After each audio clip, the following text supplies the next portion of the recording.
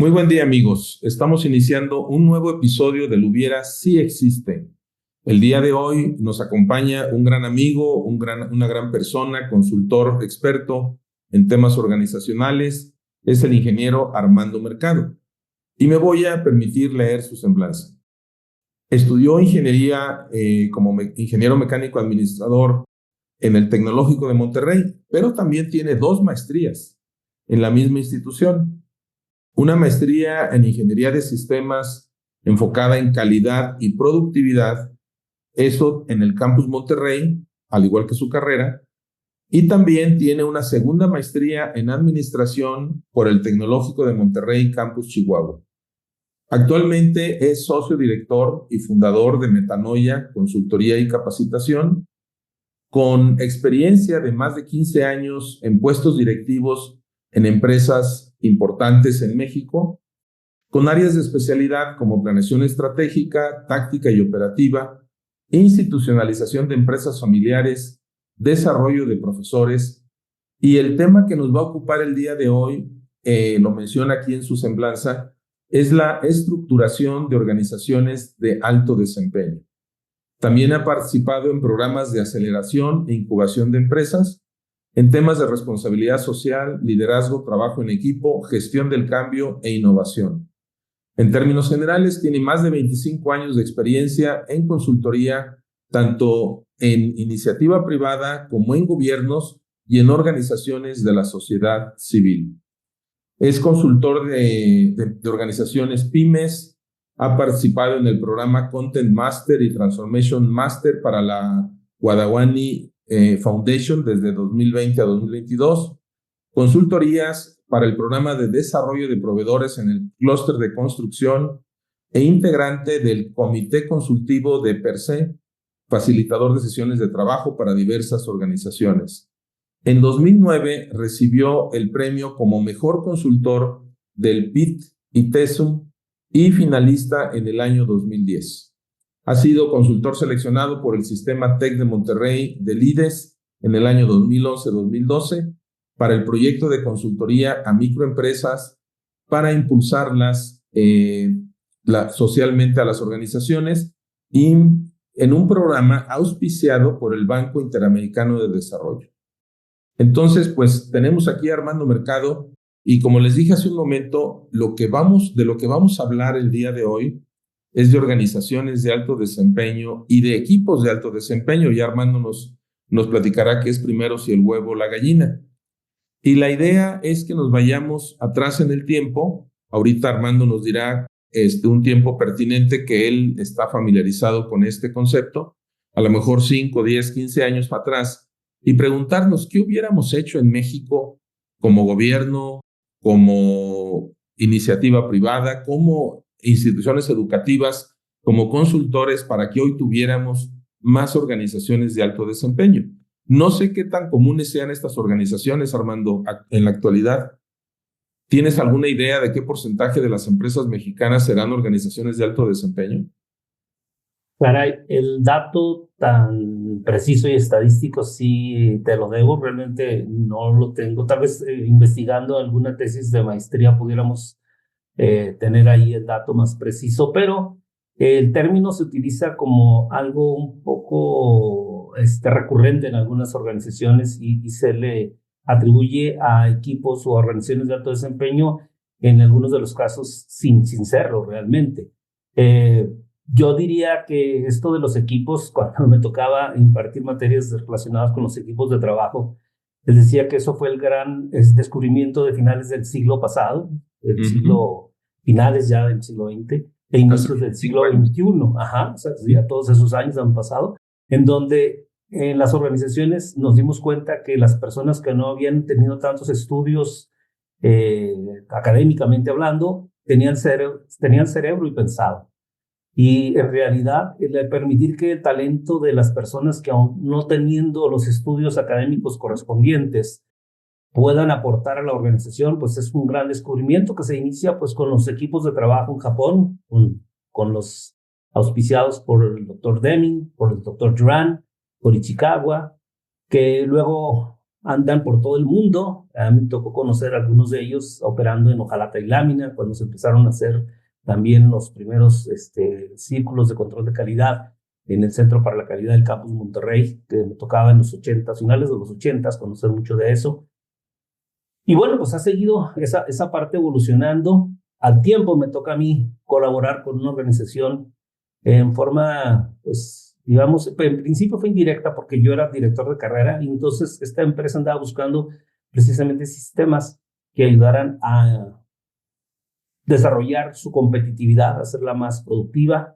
En ese entonces el Grupo Cementos de Chihuahua, estoy hablando más o menos en 1995, siendo más yo director de carrera de Ingeniería Industrial y de Sistemas, optamos por traer consultores para dar charlas, pláticas a la comunidad.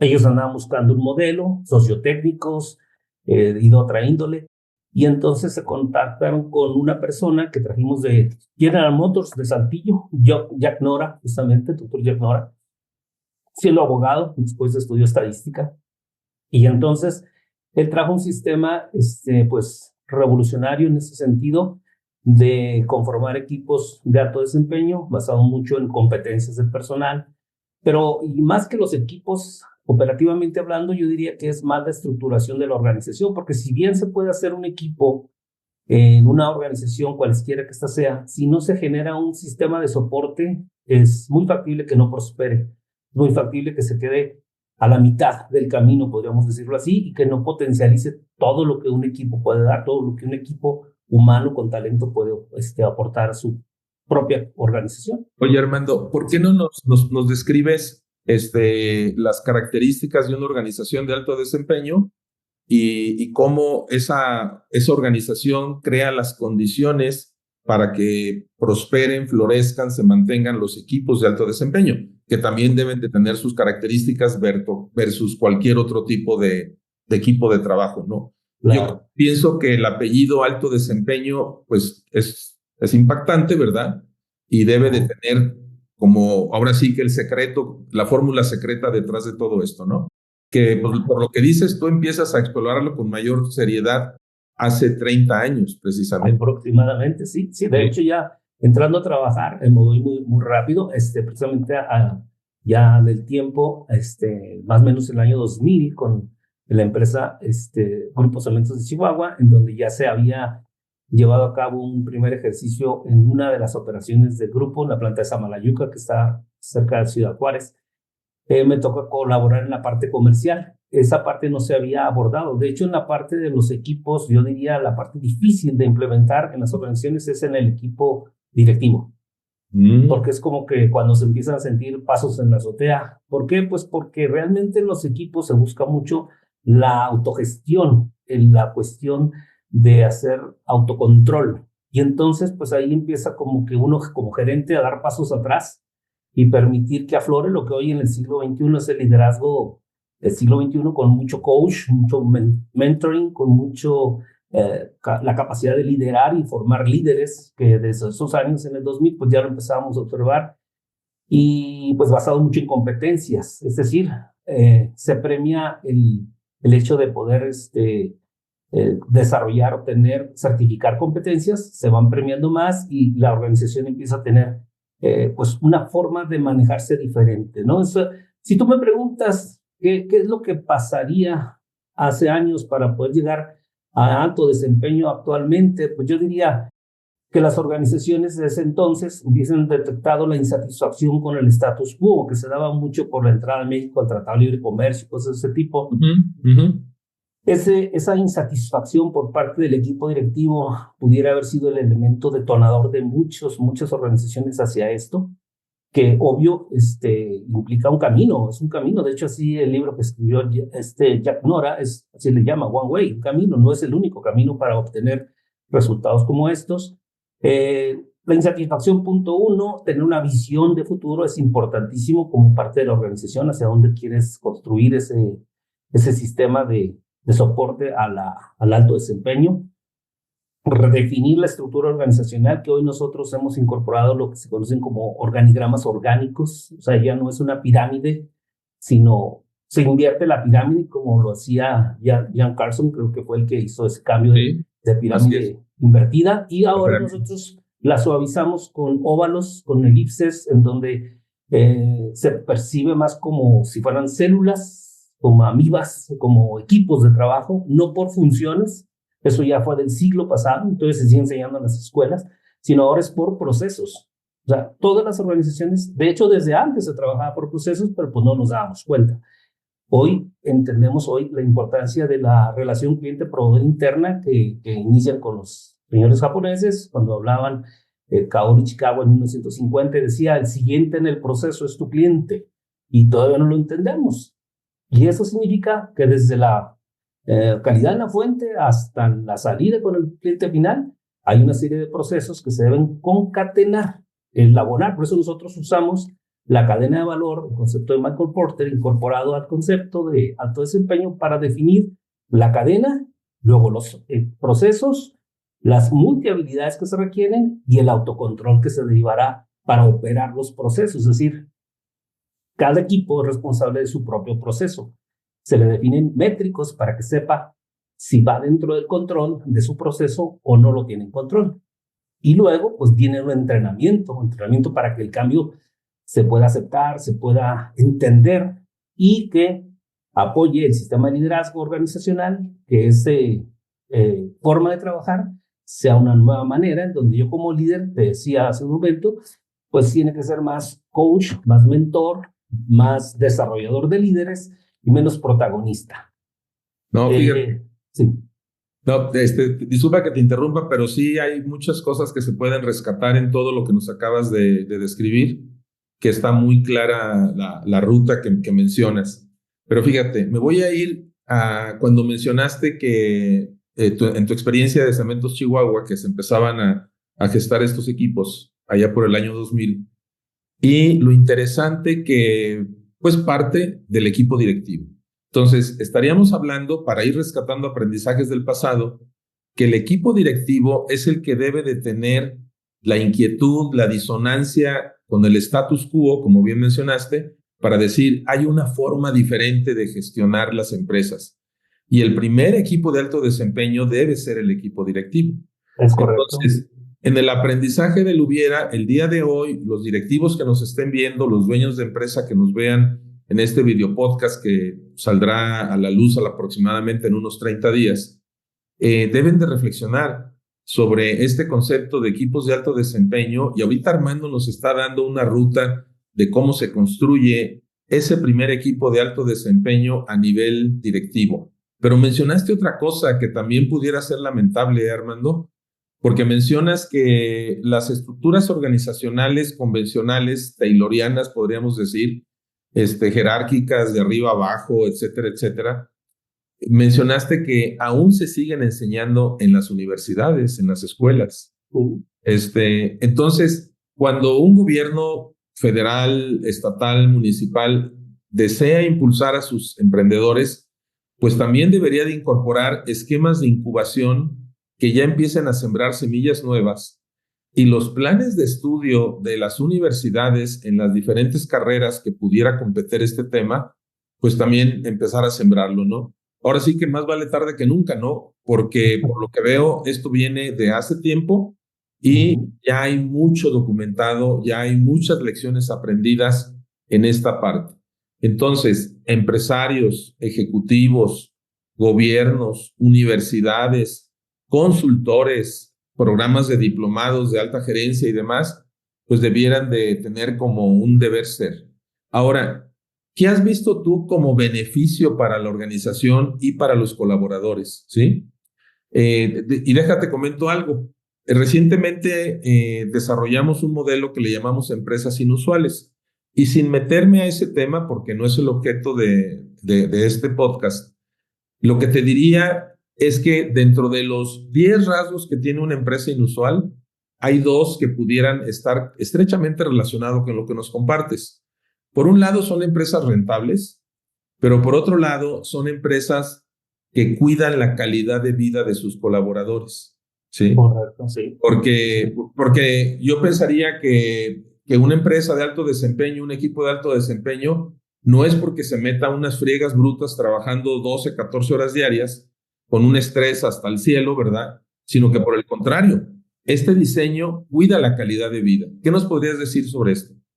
Sí, porque lo que acabas tú mencionando, se cambian las conductas organizacionalmente hablando, es decir, imagínate que tenemos sindicato, hay que hablar con el sindicato, hay que acercarte con el líder sindical, hay que hacerle ver que ahora se les va a pagar por competencias, no por antigüedad, que eso se daba del año 2000, imagínate. No, Este, ese es un cambio enorme con un sindicato. Totalmente, o sea, hablando.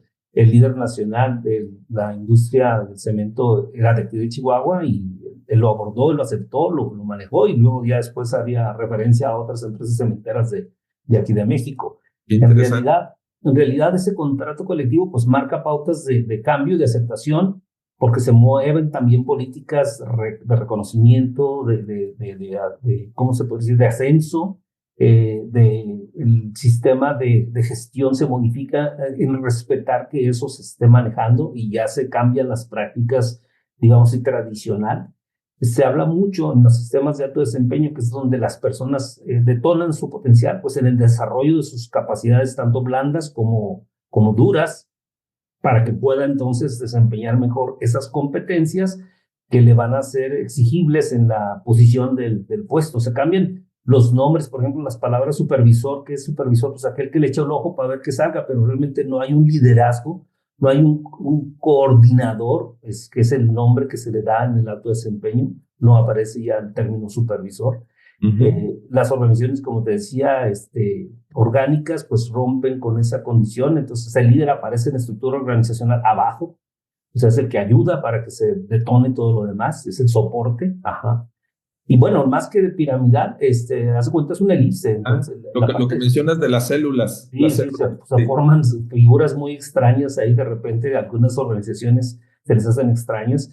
Ahorita que estamos trabajando mucho con el clúster de la construcción en varias partes del país, pues a ellos se les hace muy fácil, o sea, me he dado sorpresas de que las organizaciones más pequeñas lo aceptan más rápido, porque pues como que entienden que es un cambio que se puede aceptar y que se puede hacer más sencillo y en donde el trabajo en equipo pues te da más poder, te hace más, te potencializa al personal y te permite lograr resultados más efectivos, ¿no? Aquí aplica mucho la mejora continua, es fundamental el principio de Deming, de planear, hacer, verificar, actuar como parte normal del trabajo, y eso es una condición en donde nunca va a ser suficiente resultado. Es decir, siempre puedes seguir haciendo más, siempre incorporándole inclusive la parte de la innovación a esa mejora continua para no caer en la cuestión de que, por ejemplo, Olivetti hacía mejora continua y desapareció. Pero si no incorporas la innovación, que es parte de esa mejora continua, pues puedes caer en una condición precisamente seguir mejorando algo que ya no tiene sentido mejorar. Pues la mejora continua, hay un momento en donde no aplica. ¿Cuándo? Pues cuando lo que se quiere mejorar ya no aplica, ya no es pertinente. Claro. No tiene sentido No. hacer. Oye, entonces, sí. otro aspecto que mencionaste y no recapitulé y se me hizo muy valioso es el de la cadena de cliente-proveedor interno, ¿sí? Empezando desde la cadena de valor, la gran cadena de valor en donde está inserta la organización, pero dentro de la organización hay también toda una cadena de procesos de cliente-proveedor interno. Y eso también son conceptos que ya tienen tiempo en el mundo y sin embargo en México pareciera que no los acabamos de asimilar, o sea, no acabamos de comprender la importancia también de hacer esas negociaciones cliente-proveedor interno. Entonces, por lo que dices, esto es una parte fundamental para que los equipos de alto desempeño que están enfocados en un proceso, dentro del proceso vivan una fluidez en todos los entregables y luego cuando de un proceso a otro pasa, también verlo como un cliente interno. Es o sea, correcto. esto sería una parte clave de una organización de alto desempeño. Es que es fundamental, porque si tú no sabes que lo que estás haciendo le está beneficiando o le está afectando al siguiente en el proceso, no vas a hacer el cambio conducente o mantener lo que estás haciendo bien. Entonces, esa reflexión que nosotros lo ejercitábamos más o menos cada 3 meses en las cadenas, pues hacía mucho más factible que los resultados se dieran. Hay una serie de elementos que se combinan, es decir, alto desempeño se puede nutrir, de hecho nosotros lo nutrimos mucho aplicando el modelo nacional de competitividad y cuando trabajamos con pymes o empresas que estamos ayudando a institucionalizar, pues muchos conceptos de institucionalización también así que le adhesamos a la fórmula, es decir, ya es un modelo ecléctico, un modelo que nos ha permitido verlo en organizaciones grandes, porque lo vivimos, en organizaciones donde hemos implementado estos sistemas y que seguimos implementándolos, porque ayudan justamente a que como dijiste hace rato, las actividades se realizan de una manera más fáciles, más coordinadas. O sea, no necesariamente tenemos que venir a sufrir en las organizaciones. A mí me llamó mucho la atención cuando hace unos años, hace un par de años entró mi hijo a una empresa, Pinterest, que dice ¿cómo se llama? Su manager, su gerente, le dice, mi función aquí es que tú seas feliz. Ok.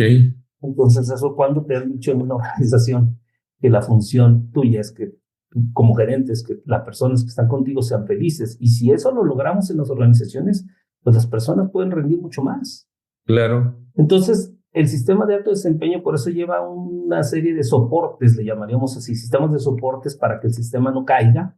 Y yo te hablaría desde el sistema de mejora continua con una metodología ya marcada, no tengo objetivos, entonces tengo que establecer una meta, un indicador que me va a decir si voy o no en control, una medición que es el resultado de métricos que me están ayudando a hacer que las cosas funcionen. Esto me acuerdo mucho porque a una asociación religiosa que tiene 125 años de existencia aproximadamente, que se conformó como asociación civil, se llama Amiga de la Obrera.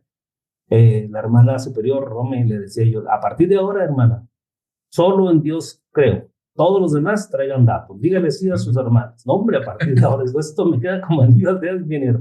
Y realmente la medición es fundamental, porque de otra forma no puedes organizar y analizar la información para tomar decisiones. Entonces, hechos y datos, priorizar, porque de repente podemos tener demasiadas cosas a hacer, hay que priorizar con lo clave y luego implementar, evaluar y estandarizar.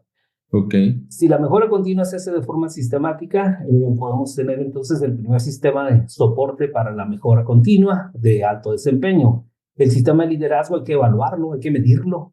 O sea, sí está el sistema, pero hay que hacer un perfil de líder ideal y luego medirlo contra ese perfil de líder para ver si es cierto que las personas de la organización lo estamos cumpliendo.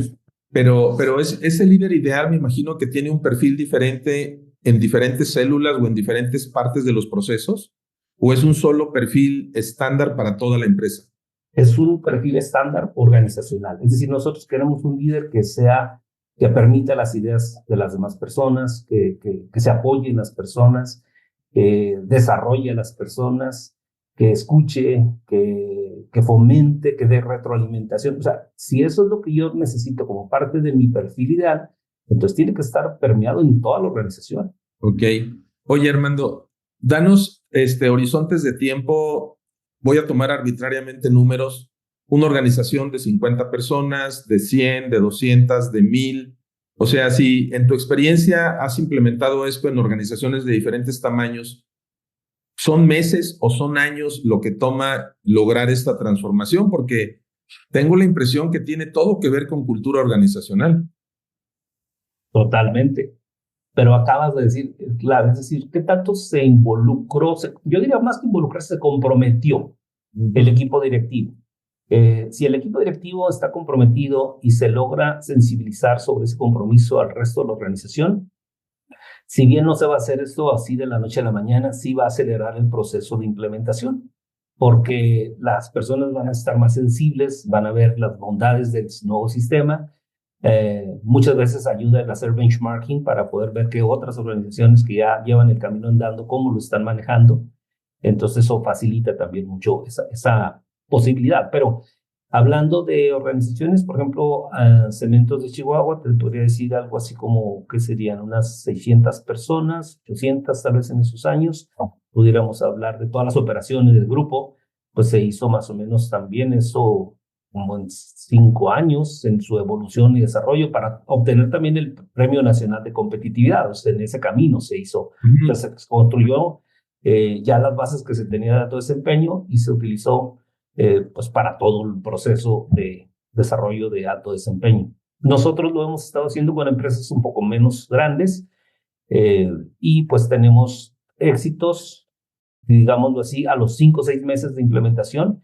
ya empiezan a aflorar prácticas de trabajo. Ahorita estamos con una organización en el 8º mes y cada vez más la organización empieza a darse resultados, porque esto hay que llevarlo a los números. Esto tiene que ver en la repercusión financiera del negocio. No es nada más juntarnos y platicar, no, sino es que esto tenga un empoderamiento de los procesos que ellos tienen, la gente en la operación. Es decir, no me esperaría que las personas pudieran tener o recibir una meta, un objetivo, sino que ellos proponen el objetivo que necesitan obtener acorde a la historial que ya llevan de resultados en su desempeño del proceso. Entonces ya pueden decir, no, sabes que voy a mejorar en lugar de un 10 en 15. ¿Por qué? Porque lo puedo hacer. Y así es mucho más proactiva la formación de estos equipos, ¿no? Continúo con la parte de los otros de los sistemas de soporte. Mira, el sistema de reuniones en equipo es fundamental. Es decir, en esos sistemas de reuniones corre mucho la información y la comunicación. Entonces, la mejor forma de tener informados y comunicados a las personas es a través de las reuniones semanales, operativas y las reuniones directivas, que ese es un paradigma también, porque luego las organizaciones directivas, empresas que son familiares, que son tradicionales, híjole, ¿cómo le voy a mostrar ahí los resultados del negocio a la gente? Que no, pues si no se los muestras, pues no vas a poder tener ayuda. Ese es el primer punto. Información para que la gente entienda que está entrando un partido de básquetbol y están metiendo canastas de un lado y están metiendo canastas del otro. Y si te preguntan, ¿y cómo va el juego? ¿Quién sabe? Yo nomás veo que meten canastas de un lado y meten del otro. Pero si no hay un score, no hay una información de lo que está sucediendo, pues no te vas a emocionar como observante del juego, ¿no? Entonces, y la gente que está pues jugando también, mete canastas, pero no sabe si perdió, empató, qué pasó. Por eso es la medición importante. Sistema de información y comunicación que aflore en esas reuniones de equipo. El sistema de entrenamiento para el cambio es fundamental. Las personas, y lo decía Deming, nadie da lo que no tiene. Lo decía Vasconcelos, la educación cuesta, pero cuesta más la ignorancia. Kaoru Ishikawa decía, la calidad inicia y termina con la educación. Norton y Kaplan, el Balance Scorecard, arrancan con la perspectiva aprendizaje y crecimiento justamente para que desemboque en la parte financiera en organizaciones de la sociedad civil. Perdón, en organizaciones que persiguen fines de lucro. En las civiles cambia la perspectiva financiera. El sistema de entrenamiento, decía, el sistema de clima organizacional, tenemos que crear un ambiente favorable a que se permitan las ideas, a que haya premiación de mejores ideas, que es otro de los sistemas, el sistema de aportación de ideas para que la gente tenga manera de generar información que sea pertinente para el crecimiento de la compañía y que en reciprocidad tenga un estímulo por sus ideas, ya sean de mejora o inclusive por ideas de innovación que podrían derivar en el tiempo en innovación. O sea, empezar con pequeñas ideas, pero que al tiempo pueden hacer cambios importantes en las mismas organizaciones. Reconocer a los individuos es importantísimo. O sea, todos tenemos un corazoncito, entonces el sistema de reconocimiento es parte fundamental de esos sistemas de soporte, como el sistema de 5 S, ¿verdad? Orden, limpieza, un lugar, un acomodo. Si no tenemos esto en nuestras organizaciones, pues podemos tener muchas fallas. A mí me tocó trabajar con una empresa alemana con una cultura de limpieza, orden, disciplina que favorece mucho el dónde se encuentran los errores. Entonces se emergen, ¿no? Se observan rápidamente. Oye, aprovechando este pilar de las 5 S, de la disciplina y el orden, ¿qué tan importante en una organización de alto desempeño las personas, los individuos, los colaboradores deben desarrollar hábitos? O sea, que ya realmente su trabajo lo hagan de una manera muy consistente. ¿Cuánto tiempo toma para que la persona cambie esos comportamientos? Es lo que comentábamos como la certificación de habilidades. O sea, la certificación te permite que demuestres que tienes un dominio sobre lo que tú tienes que hacer. Es decir, fíjate, la certificación permite que tengas todo un equipo que sabe de electricidad, que sabe de mecánica, que sabe de electrónica, que sabe de hidráulica, lo que fuese. Y al tener un problema, el líder cambia, el liderazgo se rota. ¿Por qué? Porque es un problema hidráulico. Entonces el líder tiene que ser el que más sobre hidráulica conozca para que nos pueda ayudar a los demás a orientar el trabajo. Ese es un equipo operativo. A mí que me tocó liderar un equipo no solo de alto desempeño, sino multihabilidades de alto desempeño, donde por segmentos yo tenía a cargo un equipo, en donde yo era responsable del equipo de comercial, Pero mi equipo estaba formado por la gente de mercadotecnia, una persona de abastecimiento, uno de logística, uno de operación de planta, de cemento, de yeso, de mortero, de agregados, con una persona de servicio al cliente, con una persona de administración comercial para la parte financiera. Es decir, yo tenía como una empresa chiquita en mi Claro. control. Yo era el líder de ese equipo, de ese segmento. Entonces las decisiones se hacían rápidas, tomábamos decisiones de inmediato, por semana, sin esperarnos a ver qué pasara hacia otro mes o cosas así. Me imagino que resultados. tu equipo estora muy orientado al cliente externo. Claro, sí, sí, al estar nosotros en la cuestión comercial, teníamos que, o sea, ahora sí que las felicitaciones, las recomendaciones, las quejas, pues nos llegaban directo. Entonces yo tenía que traducir o llevar esas informaciones hacia dentro del sistema a través de mi pequeño equipo, mi equipo segmentado, para darle funcionalidad y operatividad para poder responder a la dinámica de ese momento. Eso es lo que hacen los equipos de alto desempeño. Claro. Antes de cerrar el episodio, ¿tienes más pilares claves que no nos hayas compartido? 3 más, la certificación de habilidades. Comenté de la importancia de las habilidades, pero se tienen que certificar, hay que crear un sistema de certificación de habilidades basado mucho en lo que mencionaste, esa disciplina de ejecución que se haga en forma sistemática, a manera de recurrencia, un hábito. Ajá. Luego, la compensación por el dominio de esas competencias, o sea, sí que las tengas, pero también va a haber un estímulo porque las vayas adquiriendo. Es decir, lo que comenté, ya no te van a pagar necesariamente por antigüedad, sino porque tus resultados estén dando beneficios para la organización misma y para ti mismo. Sí. Porque además, otra posición, puedes ganar más, o sea, menos personas, pero mejor pagadas. Ese sería el asunto, ¿no? Y también, pues, está el sistema de calidad ambiental, la cuestión de seguridad, salud en el trabajo, o sea, una política que primero se privilegia la seguridad de las personas y ya después, pues, de los bienes. ¿Por qué? Porque en un momento dado, pues, es más importante una vida humana. Entonces, estos sistemas soportan a la operación del alto desempeño. No puede trabajarse en forma con una idea. Tiene que haber un soporte que permita que esto permanezca en el tiempo. Cuando esto existe, pues ya se hace de una forma natural, la gente está contenta, se reconocen pues, entre más equipos se reconozcan mejor, porque eso significa que la organización trabaja en equipos. Claro, claro. Me vienen a la mente varias ideas, aparte de las que ya dijimos que quienes vean el video, quienes escuchan el podcast en su versión de audio solamente, pueden empezar a tomar acciones con muchas de las recomendaciones que das. Pero creo que podemos hacer todavía algo más para que tenga más impacto en nuestro país. Te voy a comprometer a 2 cosas y te voy a pedir autorización para una tercera. Voy a empezar por la autorización. ¿Te parece que pongamos la página de Metanoia en la descripción de este video, de este podcast, para que en un momento dado quienes lo vean te puedan contactar? Luego, creo que podemos diseñar de manera conjunta y complementaria un programa en línea en donde ya no sea un episodio de 40 minutos, sino que realmente tengamos módulos que podamos ir compartiendo con audiencia que se inscriba en cualquier parte del país, en cualquier parte de Latinoamérica, siendo un programa, en este caso en español, que podamos diseñar algo conjunto, que podamos ofrecer en línea, complementando toda tu experiencia y las herramientas que nosotros hemos desarrollado como despacho. Y la otra petición sería que más adelante tengamos otro programa de Lubiera, porque pienso que hay mucho que se puede capitalizar de la experiencia que tienes tú con empresas de diversos giros, de diversos tamaños, con gente de diversas nacionalidades, y definitivamente a México le urge tener más empresas de alto desempeño. ¿Cómo ves estas propuestas?